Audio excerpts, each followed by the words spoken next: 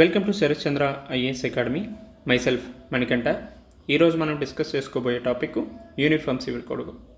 ఉత్తరాఖండ్లో ఈ నెల నుంచే యూనిఫామ్ సివిల్ కోడ్ని ఇంప్లిమెంట్ చేయడం జరుగుతుంది. అలానే సుప్రీంకోర్టు చాలా జడ్జిమెంట్స్లో యూనిఫామ్ సివిల్ కోడ్ని ఇంప్లిమెంట్ చేయమని చెప్పింది. అట్ ది సేమ్ టైం కొన్ని జడ్జిమెంట్స్లో అయితే కౌంటర్ ప్రొడక్టివ్గా కూడా ఉంటుందనేసి చెప్పడం జరిగింది. సో ఇది ఒక విధంగా నేషనల్ యూనిటీ అండ్ ఇంటిగ్రిటీకి పాజిటివ్గా ఉంటుంది, నెగిటివ్గా ఉంటుందని చెప్పింది. At the same time uniform civil కోడ్ని ఇంప్లిమెంట్ చేయడం వల్ల చాలా వరకు బెనిఫిట్స్ అనేవి ఉన్నాయనేసి కూడా చెప్పడం జరిగింది.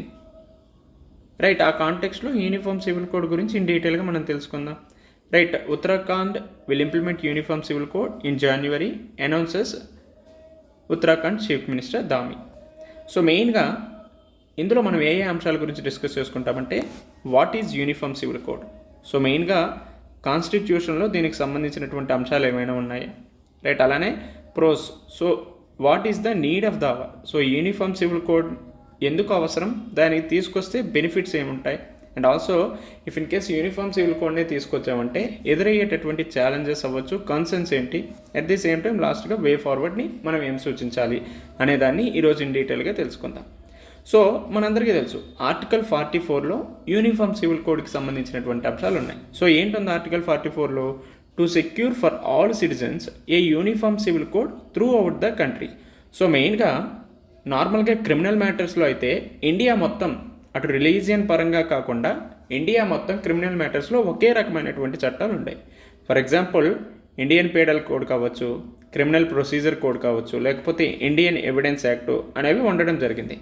అయితే పర్సనల్ మ్యాటర్స్కి వచ్చేటప్పటికి అటు హిందువులోను, ముస్లిమ్స్లోను, క్రిస్టియన్స్లోను సపరేట్గా వాళ్ళకి సంబంధించినటువంటి పర్సనల్ మ్యాటర్స్లో సపరేట్గా యాక్ట్స్ ఉన్నాయి. ఫర్ ఎగ్జాంపుల్ మ్యారేజెస్ విషయంలో కావచ్చు, డైవర్సు, ఇన్హెరిటెన్సు, అడాప్షను, సక్సెషన్, ఇటువంటి విషయాల్లో ఒక్కొక్క రిలీజన్లో వాళ్ళకి అనుగుణంగా చట్టాలు అనేవి ఉండడం జరిగింది. ఫర్ ఎగ్జాంపుల్ ముస్లిమ్స్కి సంబంధించి ముస్లిం యాక్ట్ అవ్వచ్చు, హిందూకి సంబంధించి అయితే హిందూ మ్యారేజ్ యాక్ట్ అవ్వచ్చు.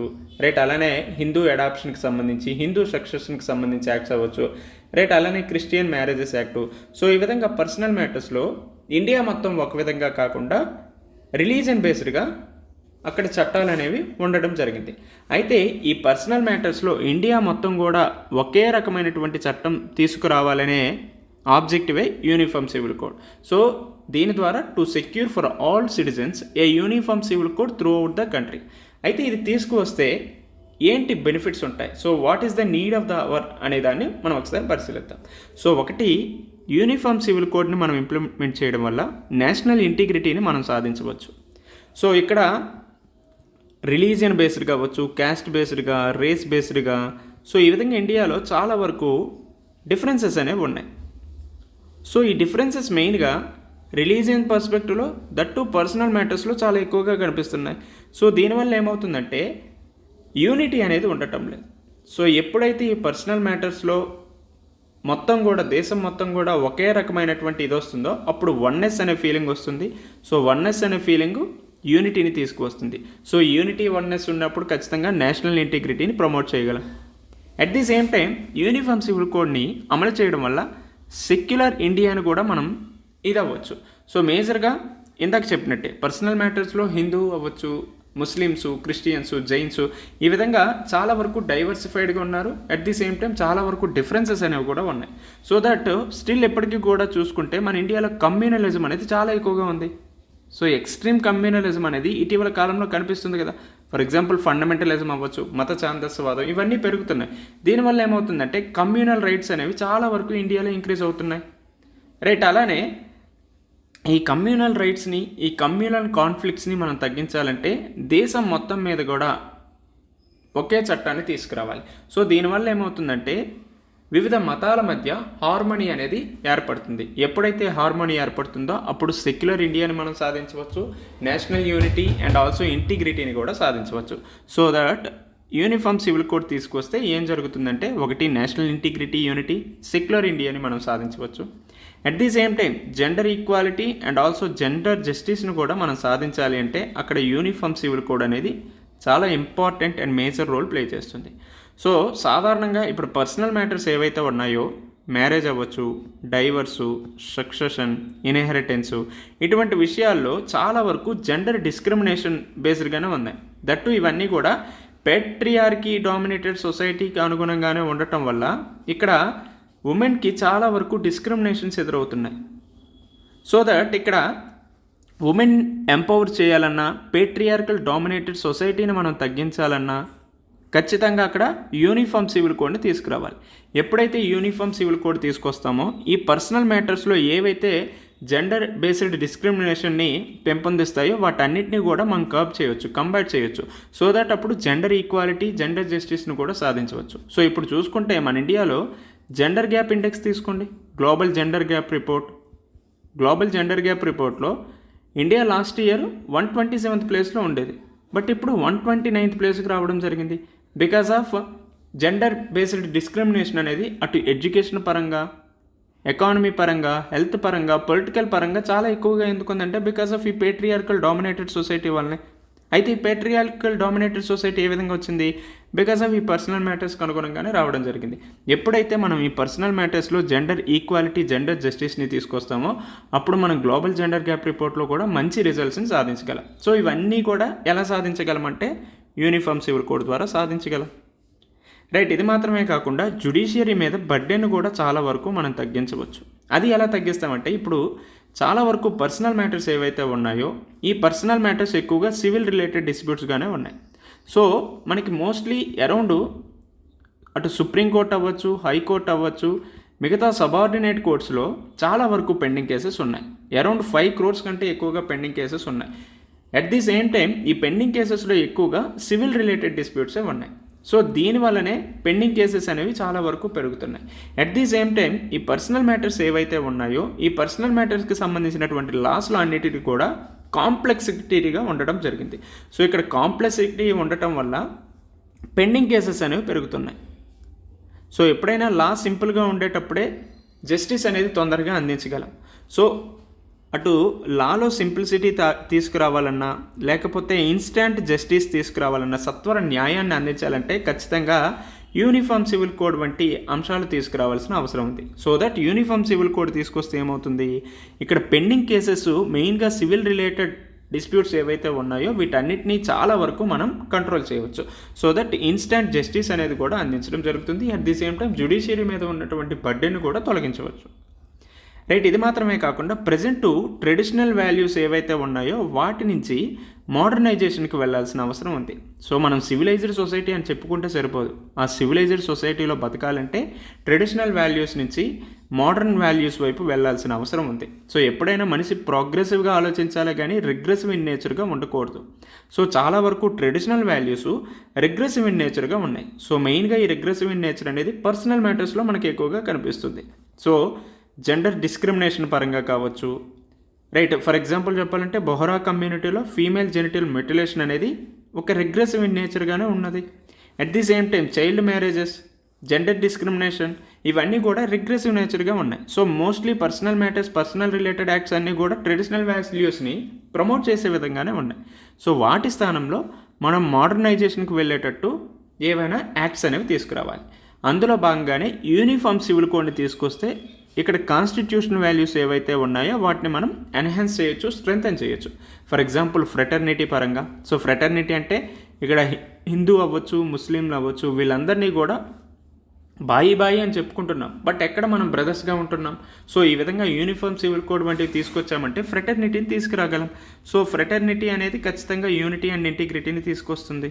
And also uniform civil code వల్ల అటు ఈక్వాలిటీ కూడా, జెండర్ ఈక్వాలిటీని కూడా సాధించవచ్చు.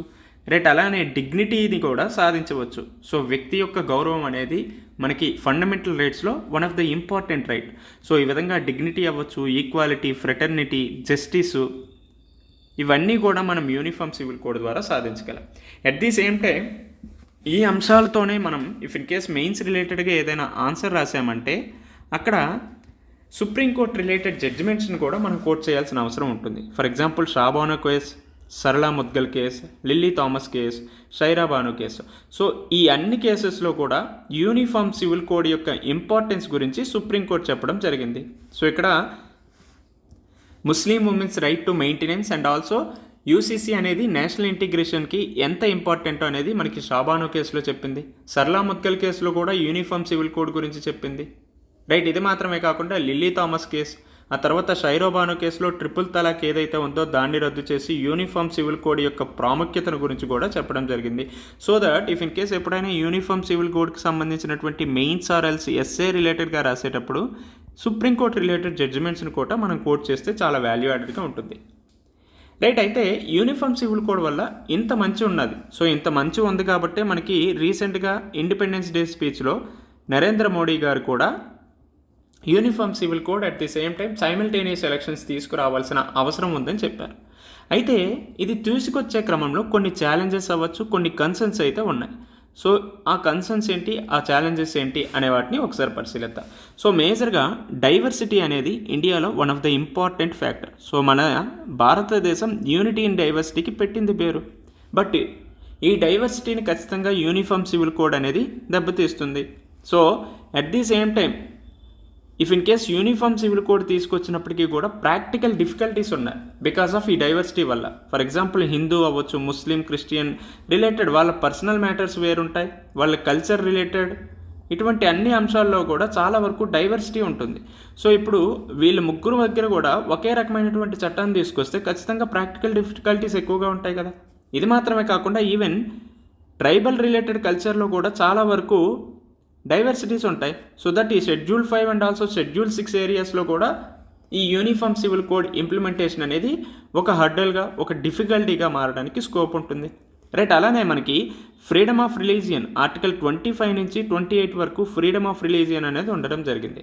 అయితే యూనిఫామ్ సివిల్ కోడ్ వల్ల మనకి సెక్యులరిజం అనేది సాధించగలం. అది మనకి ఈవెన్ ప్రియాంబుల్లో ఇవ్వడం జరిగింది. At the same time secularism అనేది బేసిక్ స్ట్రక్చర్ ఆఫ్ ద కాన్స్టిట్యూషన్లో కూడా ఉంది. అయితే if in case uniform civil code వల్ల సెక్యులర్ ఇండియాని సాధించవచ్చేమో కానీ ఇది ఆర్టికల్ 25 ఏదైతే ఉందో దాన్ని వైలేట్ చేస్తుంది కదా. సో నీకు నచ్చినటువంటి మతాన్ని నువ్వు ప్రమోట్ చేసుకోవచ్చు, అనుసరించవచ్చు. అటువంటి సమయాల్లో యూనిఫామ్ సివిల్ కోడ్ తీసుకొచ్చి దేశం మొత్తం ఒకే చట్టం చేస్తానంటే ఇది ఖచ్చితంగా ఆర్టికల్ 25 వ్యతిరేకంగానే ఉంటుంది. అట్ ది సేమ్ టైం ఎటువంటి లాని తీసుకువస్తారు అనేది కూడా ఒక ప్రశ్నగా ఉంది. రైట్, అలానే ఇఫ్ ఇన్ కేస్ ఆ చట్టం తీసుకొచ్చారంటే మైనారిటీ రైట్స్ ఏ విధంగా సంరక్షించడం జరుగుతుంది. సో చాలా వరకు ముస్లిం కమ్యూనిటీస్ ఎందుకు అంత ఎక్కువగా యూనిఫామ్ సివిల్ కోడ్ వద్దు అంటున్నాయి అంటే బికాస్ ఆఫ్ మైనారిటీ రైట్స్ని ఖచ్చితంగా సంరక్షించాల్సిన బాధ్యత ప్రభుత్వానికి ఉంది. సో ఈవెన్ మనకి ఆర్టికల్ 29, 30లో కూడా మైనారిటీకి సంబంధించినటువంటి రైట్స్ గురించి ఉంటాయి.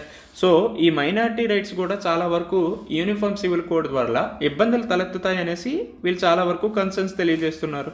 రైట్, అలానే 2018లో లా కమిషన్ అనేది యూనిఫామ్ సివిల్ కోడ్ అనేది ప్రస్తుత సమయానికి అవసరం లేదని కూడా చెప్పింది.